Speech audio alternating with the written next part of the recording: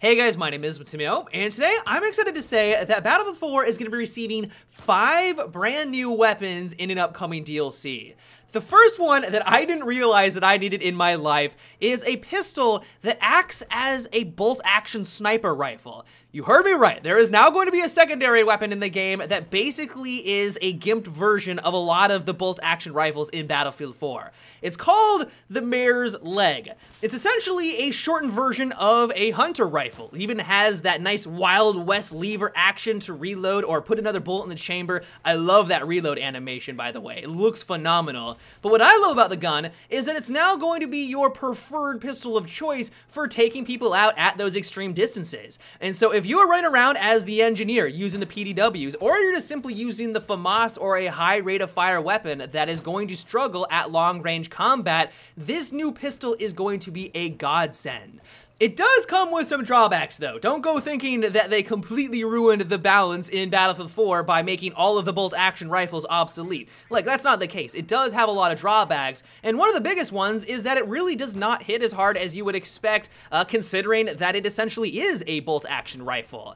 While I don't know the exact stats, and I don't think really anyone knows the exact stats right now because it is on the test servers, everything isn't up in the air right now, what I can tell you for a guaranteed fact is that if your enemy is a fair distance away, I want to say maybe like 60 or 70 meters out, even if you are able to hit them in the head, you're able to get that headshot, you're not going to be able to drop them instantaneously. If they're about 50 meters and closer, you hit them in the dome piece and you're going to drop them like a rock. And it's honestly what makes this weapon as satisfying as it is, but think of it more of a gimped version of the Scout Elite other than something like the SRR-61.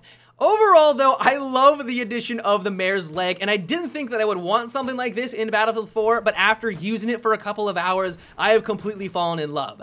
I don't think that all the other pistols are now going to be just obsolete. Like, they're still going to have their place. You've probably already noticed that every time I squeeze a trigger that I have to go through the lever action reload to get another bullet back into the chamber. This, of course, puts me at a severe disadvantage if I'm relying on my pistol in close encounter combat. The Magnum, or really any other pistol, is going to far exceed the power of the Mare's leg in those circumstances. So they're still going to have their place, they're still going to be very useful, but I just still love the fact that DICE added this very unique weapon into Battlefield 4.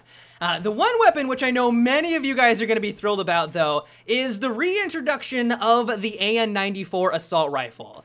I don't think it's as powerful as the Battlefield 3 counterpart. In Battlefield 3, if you are using this in burst fire, its rounds per minute skyrocketed all the way up to 1,200.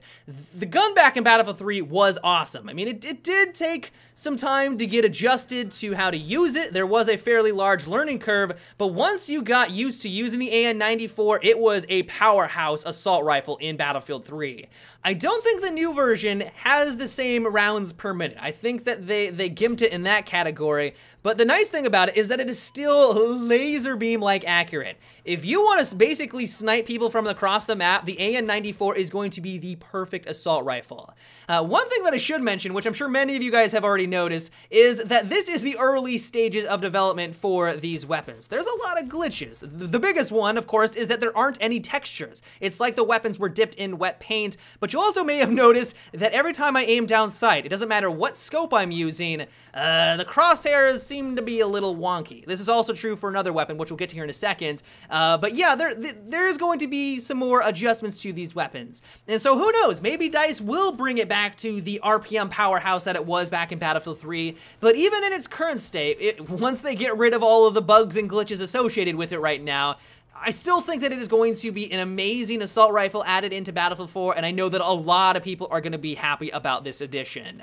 One weapon that completely caught me off guard, though, is the reintroduction of the L86A2 for the support class. This was one of my favorite weapons back in Battlefield 3 for this kit. I love this gun, but one of the things that caught me off guard is that they didn't add back in its high magazine size. So the Battlefield 4 version is basically an assault rifle. If you like playing as a support class, you like giving ammo, or you like to have your UCAVs and C4, but you hate the fact that you're using light machine guns and you'd much rather use an assault rifle, that's essentially what we're getting with the L86A2. Once again, I don't know the exact stats, but when I was running around with it, it felt like an assault rifle. It felt like the L85 version for the assault, and so yeah, if you're one of those players, you are going to feel right at home with this new weapon.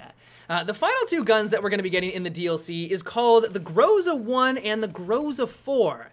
Essentially, one is a PDW and the other one is a carbine. The PDW version is basically a bullpup version of the AS Val. It hits really hard in close encounter combat, it has a high damage model, but you have to work around the fact that it doesn't have a lot of rounds in its magazine. As for the carbine version, it has a blazing fast rounds per minute. It definitely feels faster than its PDW counterparts, but it also comes with a substantial amount of recoil. This thing is gonna kick like a mule. Overall though, I don't really know how I feel about these two weapons. They're fun to use and they look awesome. I love the way that these weapons look. They're Russian made, so they have that nice iconic Russian feel to them, but I just don't know if I would want to use these over the other PDWs and carbines in the game. Only time will tell. I've only played with them for a couple hours so far, and so maybe in a few hours, once I've completely mastered them, I will have a different impression. But right now, they're fun to use, but I wasn't overly impressed by them. And then lastly, this DLC is also coming with Gunmaster. Gunmaster, of course, was with the Close Quarter DLC back in Battlefield 3, and it's basically the same thing, but giving the server owners more freedom to choose what weapons that you're going to be able to use or unlock as the match progresses. So if you've never played Gunmaster, the way it works is that you start off with a pistol, or really it can be any weapon in the game, and as soon as you get 2 kills, you progress on over to the next weapon. By the end of it, you have to knife someone or just get the final kill with the final gun, and then you win the round. My one issue with it though is that while I think it's a lot of fun, I really like Gunmaster. It's very unique, it allows you to have a wide variety of playstyles and crazy gameplay can ensue, but I just don't understand why there are teams. You're competing against everyone. You're even competing against your teammates. You want to be the player to get that last kill with the last weapon to win the round for yourself. I mean, it's completely based off your performance. So why are there teams? This was an issue that I had with the Battlefield 3 version. Like, I just can't wrap my head around why it can't be everyone versus everyone. Maybe it's because DICE wants to make sure that Battlefield looks always like a team-oriented game with teamwork, and can't really have that if everyone is just kind of doing their own thing, a deathmatch style. But I think that would be okay for something like Gunmaster. Who knows, maybe all of you will disagree with me on this point. You think that this is a highly team-dependent game mode, but at least in my eyes, if it was just a free-for-all, everyone against everyone, then you wouldn't have these situations where you were competing directly with teammates where they were basically just stealing all of your kills. Just my 2 cents. But overall, I am very impressed by what DICE is going to be delivering with these 5 new weapons. The best thing about it is that this DLC is going to be 100% free. I don't think you even need to be a premium member. If you play Battlefield 4, you've been sticking around this entire time, if you want to have this DLC, you want to play with these new weapons, as long as what DICE is telling us so far, it is going to be 100% free for all users, and that couldn't make me any happier. But yeah, guys, that is about it for today's little preview. I hope you enjoyed.